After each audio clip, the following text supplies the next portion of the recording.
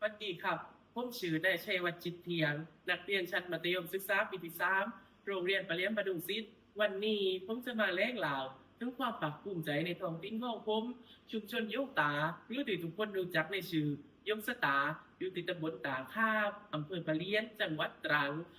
ชุมชนเล็กๆปลายแหลมที่มีหัวใจย้ายว่าพื้นเลขบางคนเคยแลผ่านหัวชุมชนบ้านผมเป็นแก่ชุมชนปลายแหลมเล็กๆแต่สำหรับผมยงตาคือรักเงาคือความภาคภูมิใจที่ติดตัวผมมาตั้งแต่เกิดวันนี้ผมอยากให้ทุกคนได้รู้จักยงตาชุมชนเล็กๆที่เต็มไปด้วยความพอเพียงน้ำใจและภูมิปัญญาผ่านแววตาและเสียงหัวใจโดยซ้ำเนียงตายแต่แท้จากหยุดยงตาคนนี้ ชุมชนโยงตาเป็นชุมชนเล็กๆตั้งอยู่ตรงแหลมหัวโบนรอบๆเป็นป่าปังขาเขี้ยวๆมีเล่อยู่ปลายทางคนบ้านเรานี่อยู่กับเล่มาตั้งแต่ตัวยาตายายไม่ว่าจะตกปูรุ่นหัวว่างหวนเราก็ทำแบบเองเพ่ผมว่ารูฝ่าข้าวเส้นจริงอย่างวับเราก็ได้ยินเสียงเรือเล่นในเล่บึ้งป้ามาก็ไปออกเล่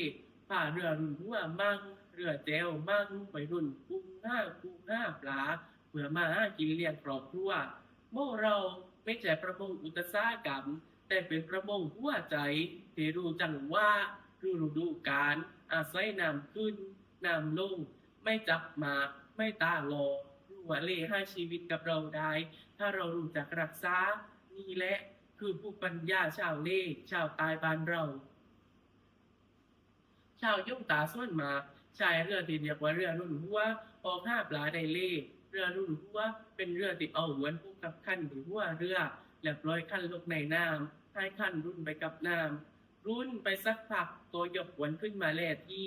ติดปูมามั่งติดห้อยมามั่งติดหูติดปลามามั่งพอปลาลบจากเล่ก็ได้ปูได้ห้อยได้ปลาได้มากระลุยเสียปั๊บ ปลาบ้านพวกยังชื่อเรียกเปลกๆต่างเพและมีต่างปลาแกตังปลาข้างลายปลาราหูปลาทุ่งปลาลาหน้าปลาส้มเปรนพวกนี้ติดจับมาได้มาก็จัดแจงเหลือกเอากุ้งใส่ทุ่งหนึ่งมึกทุ่งหนึ่งปูทุ่งหนึ่งปลาทุ่งหนึ่งแยกไปเป็นทุ่งกินไม่หมดก็เอาไว้ขายไม่หมดก็เอามาตากแห้งบางบ้านตก ลวกและตากแดดเป็นกุ้งแห้งสีแดงแล่น่ากินกุ้งตัวเอียดๆที่เขาเรียกว่ากุ้งเคยเขาก็ไม่ถุ่มเขาเอามาซาวเกลือเอาไปตากแดดไอ้แห้งพางแล้วเอามาใส่กรอกทิ่มไม่เนียนแจกเอามักไว้ในเนียงราวๆครึ่งเดือนก็จะได้เคยพร้อมเอาไว้ตำกับก้าวได้แล้วบ้านได้ทำเก่งๆบอกเลยว่าค่ายดิบค่ายดีเพราะวันชาย ทั้งหมู่บ้านก็กลายเป็นล้านทองเต็มไปด้วยกุ้งปลากลิ่นเคยกลิ่นแดงกลิ่นเกลือลอยโชยมารุยเป็นกลิ่นบ้านเราที่ไม่มีวันลืมบ้านเราไม่ได้รู้รักไม่ได้ทันสมัยแต่มีใจ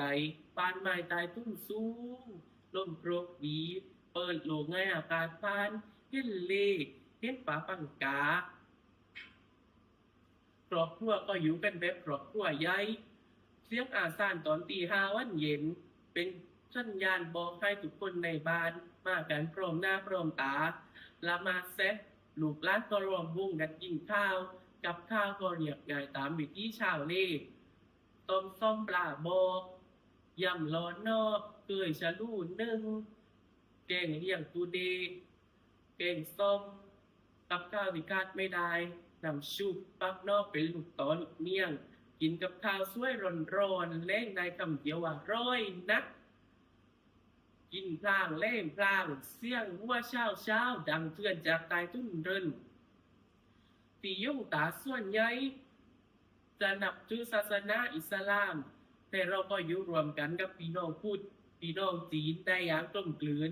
หัวเช้าเราก็จะได้ยินเสียงอาซานจากมัสยิด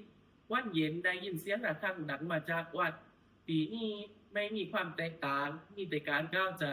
เมาลิดก็ช่วยกันกินเจก็ไม่เว้นคนพุทธช่วยตั้งโตะคนอิสลามช่วยยกน้ำมีไม่มีแบ่งไม่มีแยกเพราะเราถือว่าบ้านเดียวกันตามศาสนาแต่หัวใจพวกเราเพื่อนกันว่างมีผม ยกสตาฟมีโฮมสเตย์เพื่อให้นักท่องเที่ยวมาเรียนรู้การออกเลขการรุ่นกู้รุ่นกู้ว่างกวนมาแล่วันตอกปินเตแลมยกตาไปเดินเที่ยวเลงแวกไปลุยสั้นดอนห้อยเราไม่ได้คายเก็บปรุงห้อยปูปลา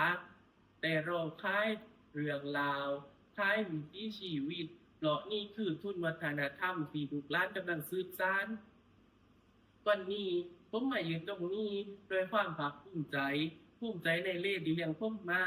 ภูมิใจในกลิ่นเคยกลิ่นปลาเค็มที่หอมขึ้นมาทุกๆวันเย็นภูมิใจในรอยยิ้มของเพื่อนบ้าน